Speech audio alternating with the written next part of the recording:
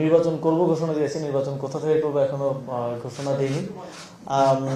তবে আমরা শুধু আমরা দুজন ছাত্র উপদেষ্টা না, আরও যারা সরকারি বিভিন্নভাবে জড়িত আছেন, আরও কেউ কেউ নির্বাচন করবেন এমন কথাও আছে। তো সবাই অবশ্যই, এটা এমন কোনো আইন নাই বা এরকম কোনো বিধিনিষেধ নাই যে আসলে নির্বাচনে অন্তর্বর্তীকালীন সরকারের উপদেষ্টা বা কেউ নির্বাচনে অংশগ্রহণ করতে পারবে না। তবে আমরা মনে করি এটা স্বার্থের সংঘাত ঘটায় এই পদে থেকে নির্বাচন করা। এই নীতিগত জায়গা থেকে আমরা মনে করি যে বা যারাই নির্বাচন অংশগ্রহণ করবে তাদেরকে অবশ্যই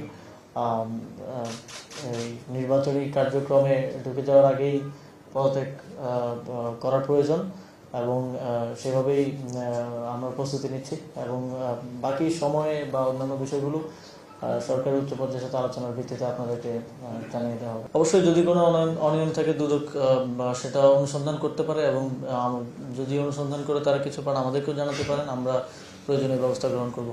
আমি মনে করছি যে এখন রাজনৈতিক বিষয়ে কোনো বক্তব্য দেওয়াটা উচিত হবে না। আমি যথাসময়ে আপনাদেরকে জানাবো, আপনারা খুব দ্রুতই জানতে পারবেন।